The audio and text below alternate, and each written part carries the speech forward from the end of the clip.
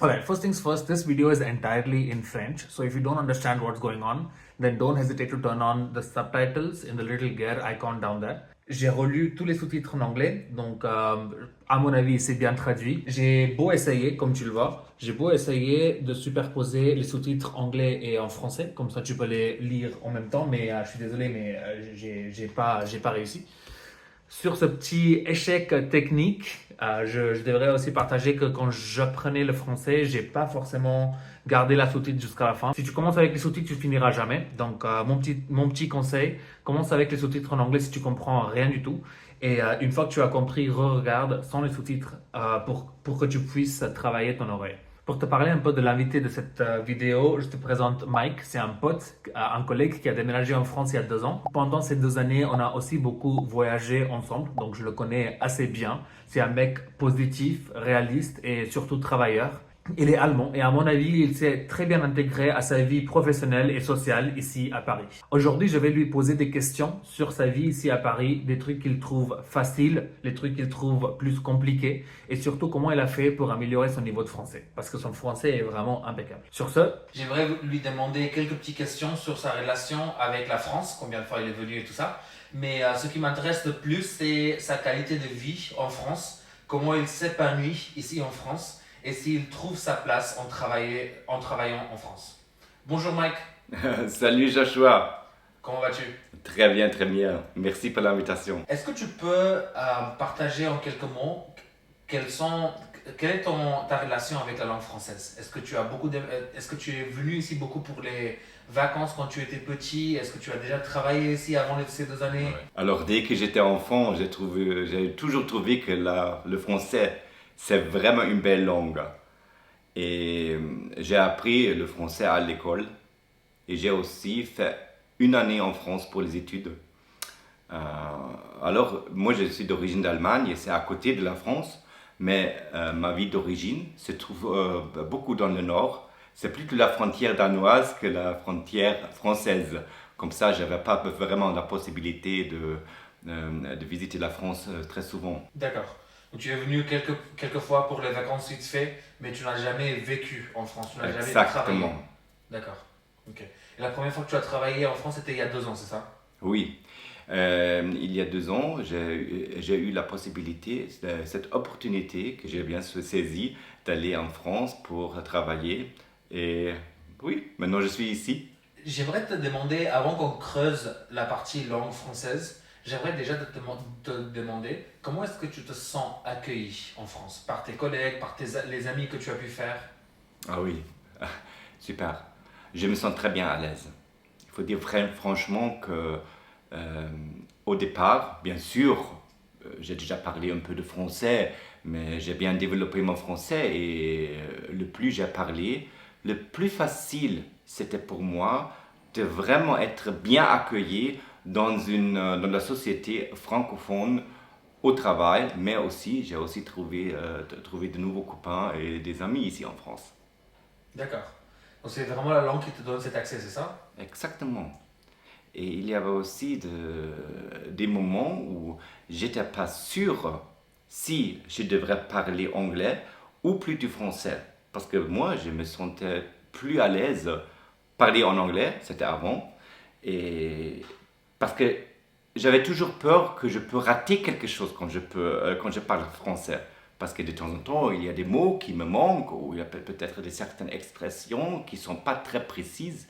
Ou par exemple, quand j'explique quelque chose, je ne suis pas tellement à point quand j'explique quelque chose en français que en anglais. D'accord. Mais malgré ça, tu trouves que tu ne galères pas autant avec la langue française, même si tu n'arrives pas à exprimer autant qu'en anglais. Ah oui, il y a une histoire. Il y avait un moment au boulot, j'étais comme toujours un peu bouleversé. Quelle est la bonne langue pour parler? Et j'ai cherché une conversation avec mon manager et je lui ai demandé alors, Qui est français, qui est toi-même. français, oui, elle est française. Et elle parle bien sûr, elle parle aussi anglais, elle parle pas allemand mais anglais. Et je lui ai demandé, alors, d'après elle, quelle est la langue préférée? Et elle m'a regardé et elle m'a dit qu'elle me donne la légitimité de parler français. Et elle m'a assuré que cela n'aura aucune conséquence pour mon évaluation professionnelle. Et depuis ce moment, c'était un très grand soulagement pour moi. Parce que je me suis arrêté d'avoir peur. Peur de dire quelque chose qui peut-être plus tard peut provoquer un potentiel risque pour ma position professionnelle. Et depuis ce moment, je continue chaque fois, dès que ce soit possible, presque chaque jour, je parle français. Et cela m'a vraiment permis de trouver un nouveau cercle de collègues avec lesquels je ne parle que français. Et aussi dans les réunions où ça se parle français, c'est plus authentique, je dirais. Tu dis que tu te sens à l'aise quand tu parles en français avec tes collègues francophones, alors que tu t'exprimes largement mieux en anglais. Est-ce que tu vois que... Est-ce qu'il y a des choses qui sont très difficiles pour toi dans le quotidien? Ça devrait quand même pas être si évident quand tu travailles dans un espace professionnel et tu n'arrives pas à t'exprimer. Donc ça devrait être très difficile, non? Ah oui, alors, il faut dire parmi nous, la chose la plus difficile, c'est quand les Français, ils parlent anglais. Non, non, j'y rigole. Euh, Bien sûr, c'est pas une walk in the park. Il y a beaucoup d'obstacles. Et l'un des obstacles pour moi, c'est la vitesse. La vitesse, comment les Français parlent français. Et parce qu'ils parlent très vite et en même temps, ils n'ont pas une très grande tonation. Donc pour moi, il faut être toujours très très concentré. En plus, c'est ma propre prononciation, parce que j'ai des grandes difficultés. Alors vous voyez, non, vous entendez que moi j'ai un accent, on peut dire j'ai un accent fort allemand.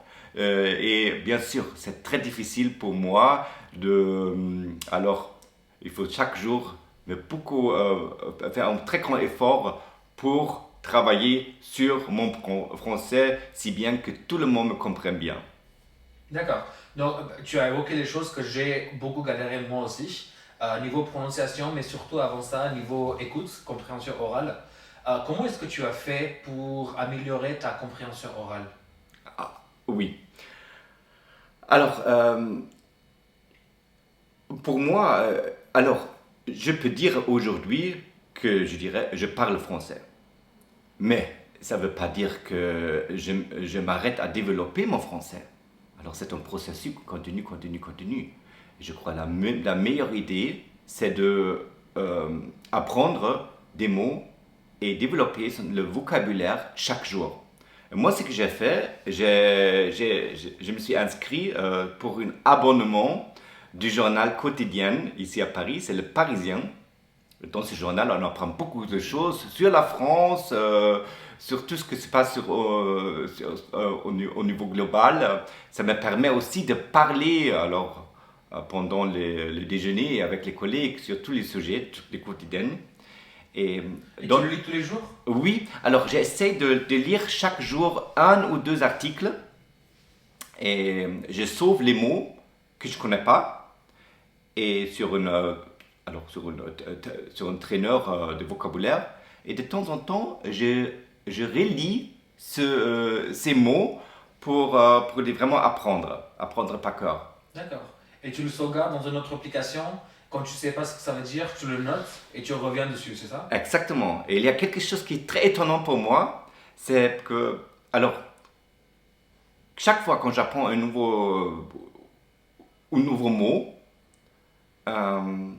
les jours après, je commence à l'écouter dans les autres conversations. Mais avant, j'ai jamais fait attention. Mais une fois j'ai appris, je reconnais les mots dans les autres contextes. Ouais, je le retrouve facilement, quoi. Oui, exactement. Alors ça me donne une confirmation que ça sert pour quelque chose. Alors que c'est pas un gaspillage. Mais il faut dire la vérité, c'est chaque. Alors moi, je lis des articles le matin, quand je suis toujours au lit. Alors ça me prend 10, 20 minutes peut-être, pas plus. Alors, et je crois que c'est très. C'est pas un très très grand effort. Au lieu de traîner sur Instagram, ouvrir le Parisien, c'est pas facile non plus, hein. Ah oui, ah Félicitations. oui, ça. Et oui, ça m'arrive aussi, hein, que je regarde de temps en temps d'autres applications, mais il faut vraiment dire, alors, ce sont mes 10 minutes, mes 15 minutes, et alors le matin, pour moi, c'est le meilleur, c'est la meilleure, alors, la meilleure partie de la journée, parce que le soir, je suis épuisé, et j'ai plus envie de m'occuper de la langue et d'apprendre. C'est une bonne idée pour la partie vocabulaire. Ce que je constate et ce que tu viens d'évoquer tout à l'heure aussi, c'est que la partie compréhension orale, c'est-à-dire quand quelqu'un parle vite français et quand quelqu'un, ils ont des lettres muettes, ils font des petites contractions, des liaisons comme ça, tu n'arrives pas à capter, à saisir tous les mots. Comment est-ce que tu as fait pour améliorer ça? Alors, toujours, au début, j'étais pas comme ça, mais aujourd'hui, chaque fois, quand je comprends pas quelque chose, quoi que ce soit, je demande. Je dis, ah, pardon, j'ai pas compris. Et au départ, alors comment dire, j'avais un peu la honte de demander chaque fois, mais maintenant, je me suis aperçu que, alors, qui est l'imbécile? C'est la personne qui demande ou la personne qui ne demande pas. Et donc je dis, alors moi je vais demander, et jusqu'ici les réactions étaient toujours positives. Vu comme ça, tu as raison. Oui. Mais c'est difficile hein, de poser cette question et de vraiment te demander parce que tu as l'impression que tu es nul, que tu es pas capable, que tu es idiot quand tu poses une question qui semblait être bête. Donc tu as raison. Exactement. Et par exemple, il y a beaucoup de moments que j'ai expérimenté. Par exemple, il y a les réunions au travail. Il y avait aussi d'autres, en français, il y a aussi d'autres personnes qui ne sont pas français d'origine. Je les ai demandé, alors est-ce que vous avez bien compris ça? Et le retour c'était peut-être, oui, non. Et donc, je me suis aperçu, ils n'ont pas compris, mais ils n'ont pas osé à demander. Et voilà, c'était pour moi la confrontation que ça, à la fin, ça sert à rien. Parce que si on est ensemble dans une réunion et les personnes ne comprennent pas, alors ça vaut pas la peine. Et pour la partie prononciation, comment est-ce que tu as fait pour améliorer ton prononciation? Parce que quand tu n'es pas en France, c'est pas évident hein, de pouvoir prononcer en français. Oui, là, il y a aussi des applications, mais il faut dire franchement, c'est vraiment un très très grand défi. C'est ma propre prononciation. Et bien sûr, j'essaie d'écouter beaucoup et j'ai fait aussi des exercices chez moi de temps en temps. Par exemple, de lire, de lire haut pour améliorer. Mais ça, c'est vraiment quelque chose que je devrais améliorer. Non, ça va, on te comprend très bien. Oui, oui, On te mais comprend très bien. je veux vraiment. Alors, je ne suis pas content. Ok. Quand il s'agit de la partie prononciation et compréhension orale, tu nous as répondu. Mais y a-t-il des choses qui sont, y a-t-il d'autres choses qui sont difficiles dans la langue française quand tu es étranger? Ah oui, il y a pas mal de choses. Il y a les mots qui sont très pareils. Par exemple, relever, révéler. Et là, je confonds très souvent les mots comme ça. Mais c'est pas un grand problème parce que les gens ils comprennent bien ce que je veux dire. Hein. Alors c'est ça. Mais pour moi, il faut même les mots qui moi j'ai déjà appris et donc je suis convaincu que je sais très bien les utiliser. Ça m'arrive souvent que je me sers d'un mot qui n'est pas très approprié. Mais les Français n'ont pas cette réputation pour être dur avec la langue, c'est-à-dire tu as très bien dit, Tu prononces peut-être un peu mal parce que c'était étranger, mais qu'ils font semblant qu'ils ne te comprennent pas. Tu n'as pas ce problème au travail, c'est-à-dire tu fais un max, tu essayes, mais personne ne Oui. fait un effort de te comprendre, personne ne fait un effort de... T'as pas ce souci au travail? Non, franchement, les gens qui... alors, ça m'arrive bien sûr aussi que je dis quelque chose, et peut-être c'est une connerie. Alors, il y avait aussi déjà quelques réunions, alors, dans lesquelles on a traité les sujets très sérieux. Et moi, j'ai dit quelque chose, et je me suis pas rendu compte en fait, c'était une grosse connerie que j'ai dit. Euh, alors, ça peut aussi augmenter l'atmosphère positive dans la salle. Ça, c'est déjà un avantage. Et si jamais il y a quelqu'un qui ne me comprend pas, alors il le dit. Et très souvent aussi, il me dit alors, ah Mike, est-ce que je peux dire, peut-être c'est mieux de dire comme ça, comme ça, comme ça. Ah, Et, d'accord. et pour moi, c'est super. Je remercie chaque fois parce que c'est comme ça que j'ai vraiment l'opportunité d'apprendre le langage français vu par un Français. Ah oui, c'est très positif ça, mais tu n'as Oui. pas vécu un truc plutôt négatif, c'est-à-dire, mais j'essaie pas de creuser où il n'y a rien à creuser, hein. C'est juste pour... est-ce que tu n'as pas cette impression quand tu as coupé l'accès parce que tu prononçais un tout petit peu mal, mais ta phrase était correcte quand même? Tu n'as pas vécu ça? Non, non, moi je n'ai pas. Donc les gens sont assez, comment dire ça en français, Qui assez a, forgiving. qui a ça? C'est moi-même. C'est D'accord. moi-même. Parce que moi, je veux bien parler. Les Français autour de toi au travail sont plutôt forgiving. Quand tu fais une faute, ils sont assez... Oui, ils essaient de t'aider quoi. oui. Alors moi j'ai l'impression, même si c'est pas une français excellent, parfait, ils préfèrent parler le français avec moi parce que ils se sont pas très très à l'aise de parler de l'autre langue étrangère. Merci d'avoir partagé. Je sais que c'est une question, ça pourrait être une question assez intime parce que ça parle de ton travail. Comment est-ce que tu vois ta relation avec tes collègues et avec ton manager, ta manageuse. Donc merci d'avoir partagé ça. Mais si tu ne parlais pas le français quand tu es venu ici, est-ce que tu vois des choses que tu aurais ratées? Est-ce qu'il y a des choses que tu vois qui sont tellement évidentes que tu as aujourd'hui au travail, un accès spécifique par exemple, que tu n'aurais pas eu si tu parlais pas le français? Oui, oui, je peux confirmer. Il y a quelques situations. euh, quand je, quand je parle d'un sujet qui est plutôt compliqué, et je parle en français, et même si j'arrive pas à très très bien expliquer le truc, euh, les gens ils comprennent mieux et ils valorisent le travail que j'ai fait d'une manière plus positive que, par exemple, quand j'explique le même truc en anglais d'une façon plus professionnelle avec beaucoup plus d'expertise. Wow, ok. Et ça, il faut comprendre ça.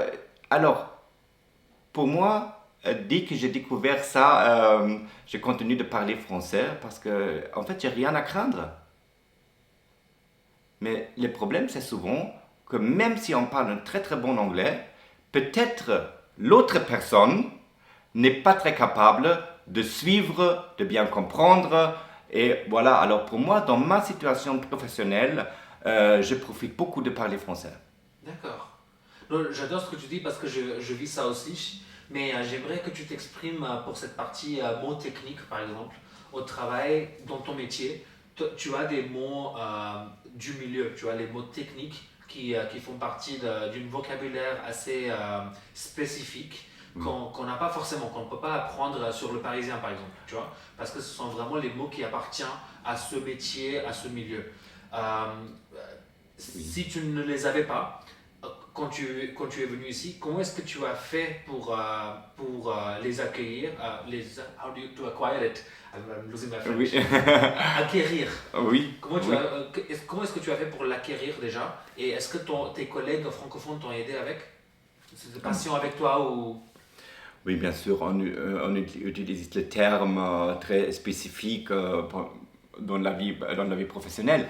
Et moi, j'ai entendu les mots et ça m'arrive aussi que, par exemple, je me sers des mots, des anglicismes.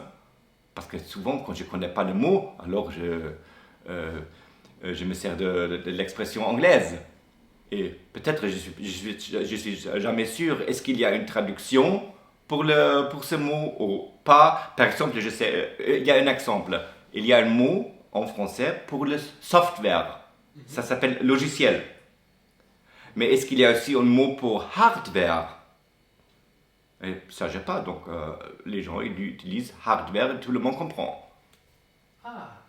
Mike, quand tu vois tes collègues étrangers qui ne sont pas francophones, évidemment, ils galèrent avec les sujets que tu viens de révéler. Est-ce que tu vois d'autres choses qui leur retient, eux, professionnellement parlant, pour épanouir dans leur vie professionnelle en France? Je réfléchis. Et je crois qu'il y a un point que j'ai déjà observé plusieurs fois. Alors, quand tu vas en France comme étranger, c'est très facile de trouver, et je crois que tout le monde trouve très très vite, les gens qui parlent la même langue, qui partagent le même arrière-plan par rapport à la culture, par rapport à la mentalité.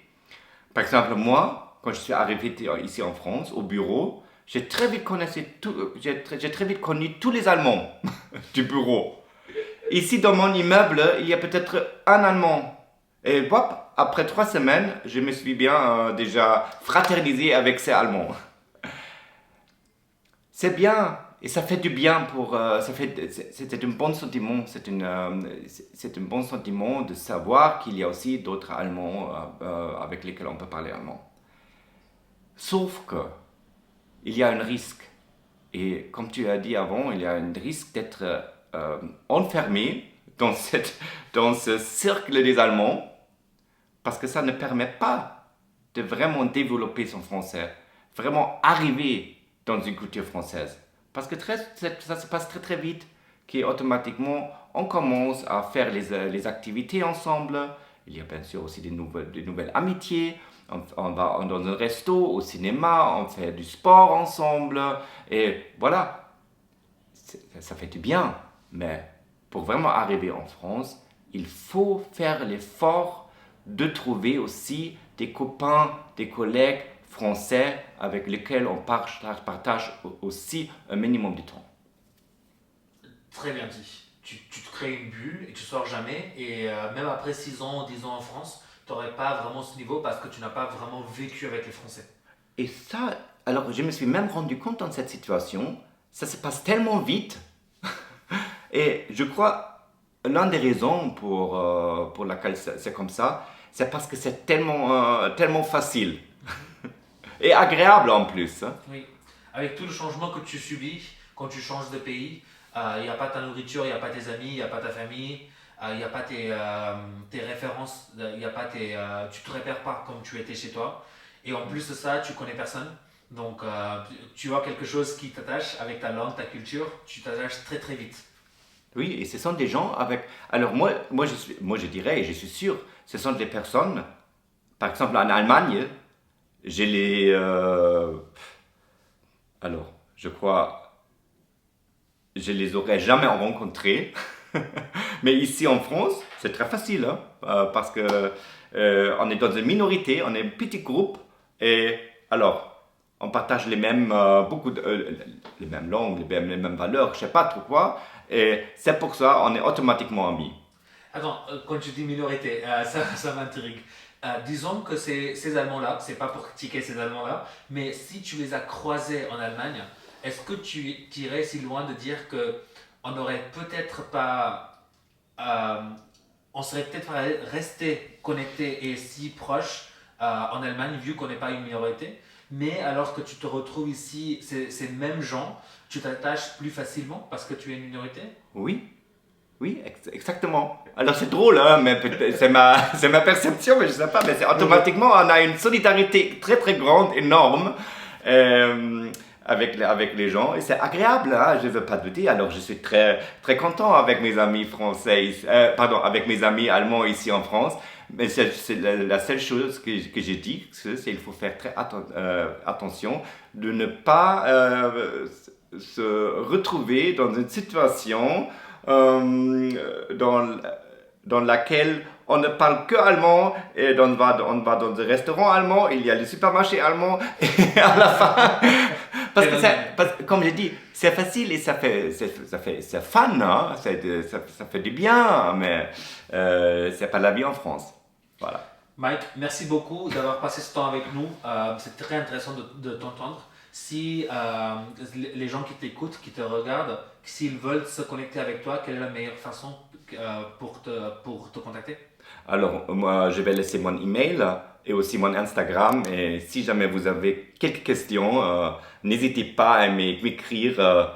C'est avec un très grand plaisir de partager mon expérience avec d'autres parce que je sais, pour chacun de nous et tous les étrangers qui arrivent en France, ils partagent les mêmes sentiments par rapport à incertitude, peut-être même un peu de peur, un peu de respect par rapport à la langue. Et là, je crois on peut donner un soutien. Merci beaucoup, Mike. Je t'en prie. Merci à toi. Ce que Mike a partagé par rapport à cet effet de minorité, j'ai vécu moi aussi la même chose avec les Indiens ici en France. Si je les ai croisés en Inde, j'aurais peut-être pas pu me connecter si facilement avec eux que j'ai pu faire ici en France. Et c'est dommage que j'ai pas vraiment partagé ça dans le bouquin que j'ai partagé avec vous il y a quelques semaines, Fitting in France. Donc je vais rajouter ce petit effet de minorité que Mike partage et que j'ai vécu aussi. Et avec ça, je vais aussi rajouter tous les sujets de personal finance que j'ai publiés dans ma chaîne YouTube dans les semaines passées, qui ne sont pas dans le bouquin. Vous allez trouver ça ce week-end dans mon site internet, mais sinon la première version, vous pouvez trouver dans la description. Si vous prenez la première version, je vous enverrai la deuxième quand elle est prête. Si vous êtes en train de regarder jusqu'ici, you guys are great. Merci de me laisser un petit like, ça aide sûrement ma chaîne. Je vous dis à la prochaine. Keep learning. So natural, it was a great flow. Yes.